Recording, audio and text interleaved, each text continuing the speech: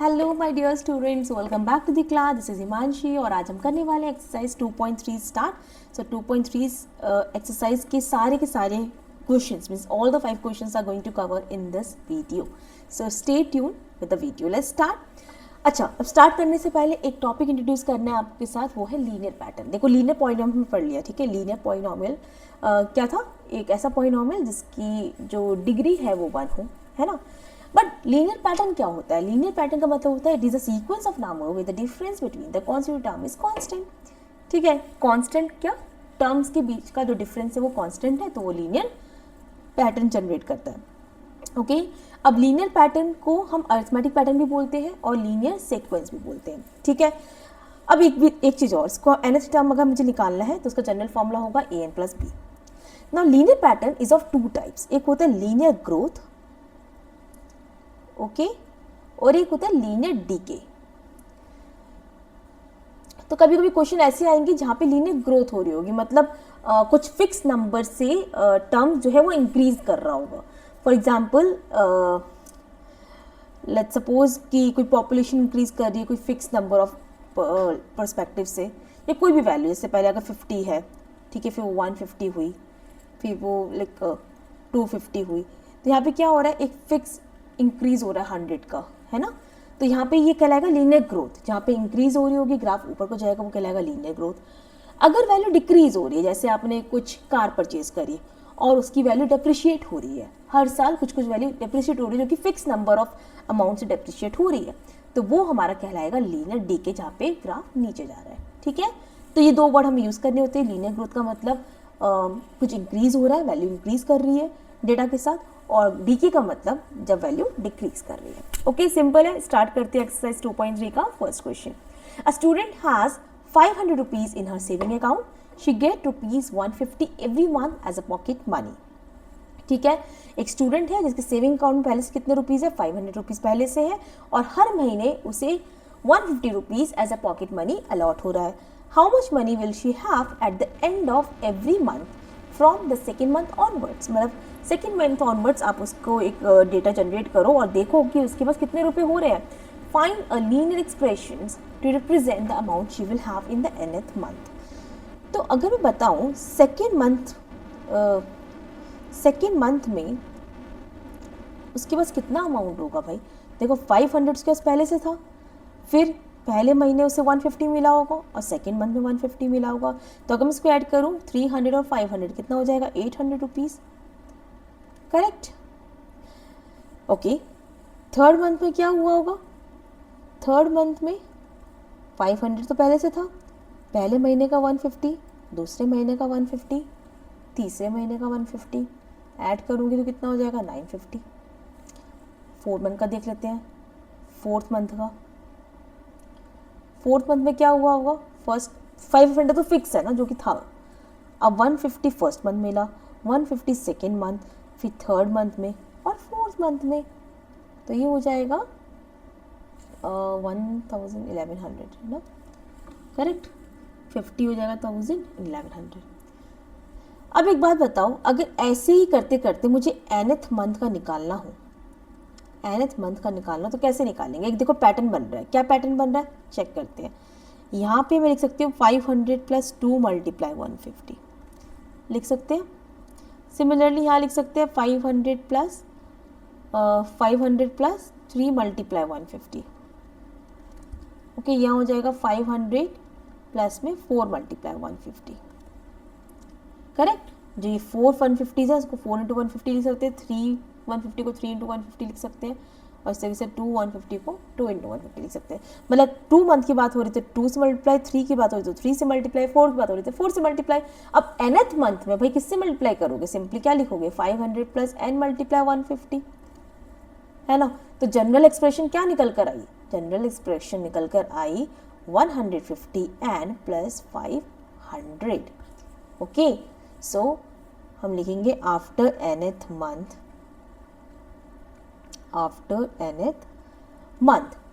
the amount will be 150n plus 500. All right, so I hope it is clear. Now let's move to the question number 2. A rally starts with 120 members. Now each hour 9 members drop out the group. How many members will remain after 1, 2, 3 and so on hours? Find a linear expression to represent the number of members at the end of nth hours. चलो, सो यहाँ पे क्या बोला, एक rally है जो start हो रही है 120 मेंबर्स और हर एक घंटे में 9 मेंबर्स करके वो ड्रॉप आउट कर रहे हैं ग्रुप को. तो फर्स्ट आवर में क्या हुआ होगा, 120 में से 9 मेंबर्स चले गए होंगे, करेक्ट. सो यहाँ पे अगर आप सॉल्व करेंगे तो ये हो जाएगा 111 members. Okay,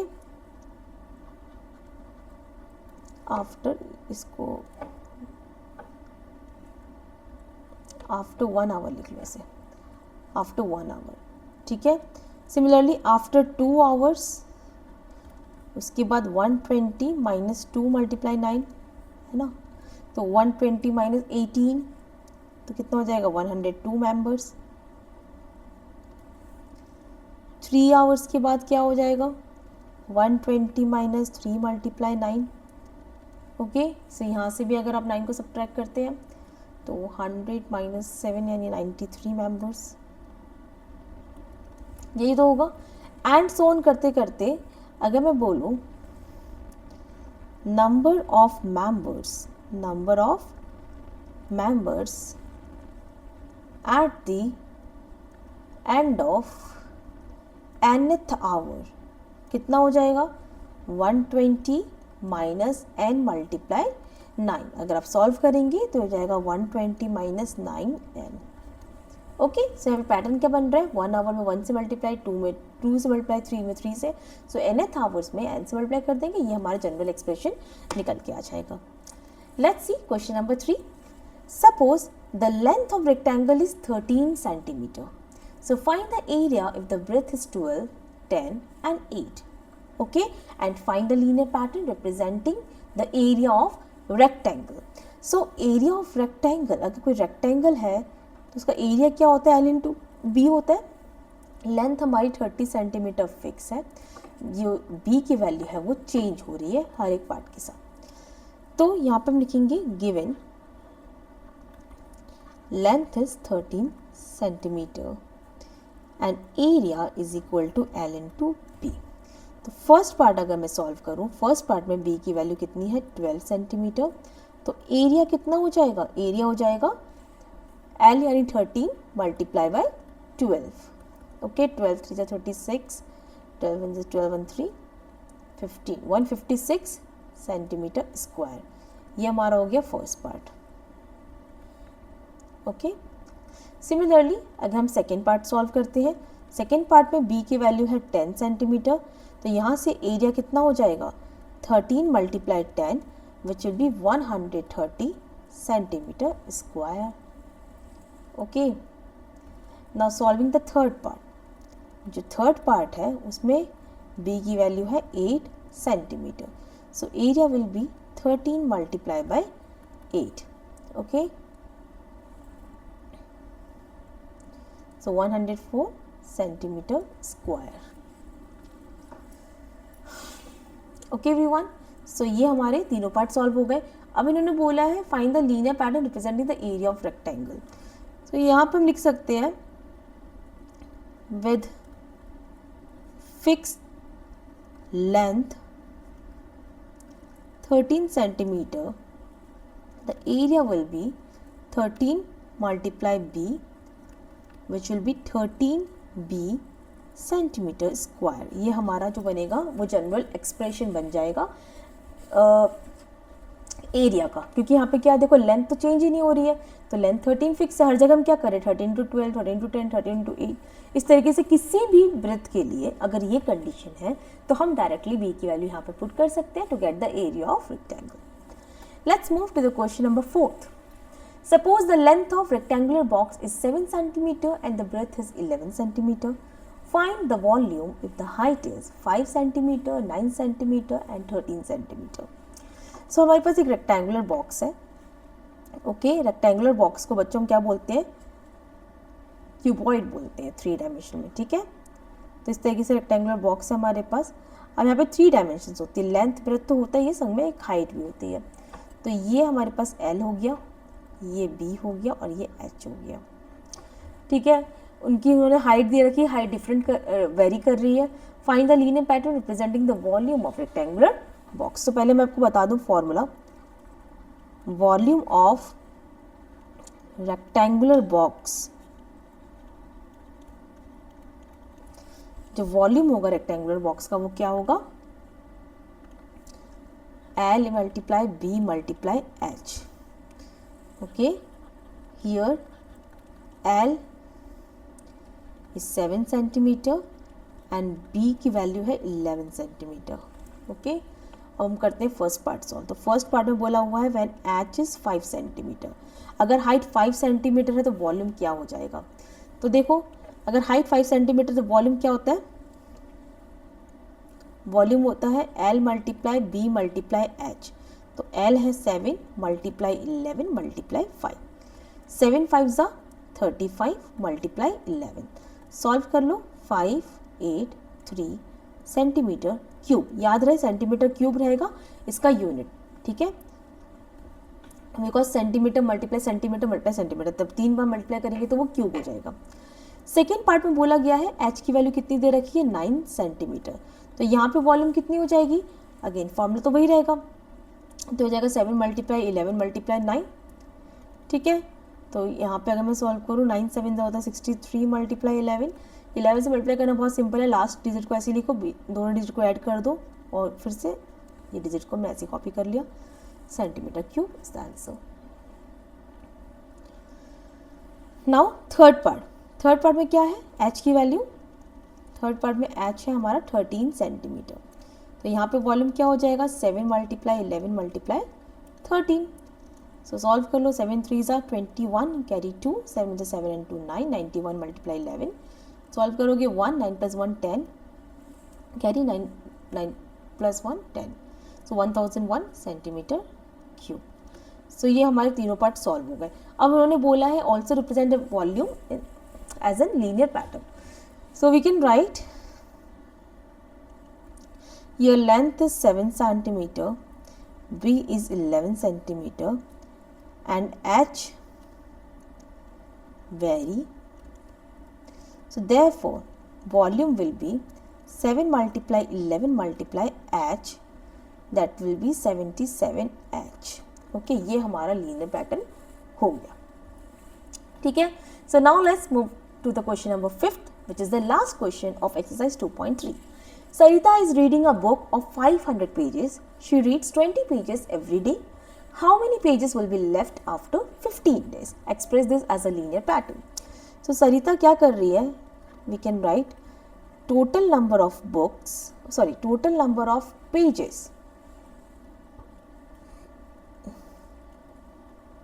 in a book is 500 pages. Number of pages read by Sarita is 20 pages per day. Okay, so number of pages read in 15 days will be 15 multiplied 20, that is 300 pages. इतना clear हुआ? So they are asking how many pages left. So number of pages left after 15 days will be 500 minus 300, जिसको मैं ऐसे भी लिख सकती हूँ, इसको अगर हम लिखना चाहें तो 300 डायरेक्ट ना लिख करके क्या लिख सकते हैं, एक्सप्रेशन में लिख सकते हैं 500 माइनस 15 मल्टीप्लाई 20, तो हो जाएगा 500 माइनस 300 विच इज 200 पेजेस। ठीक है, now number of pages left after N days.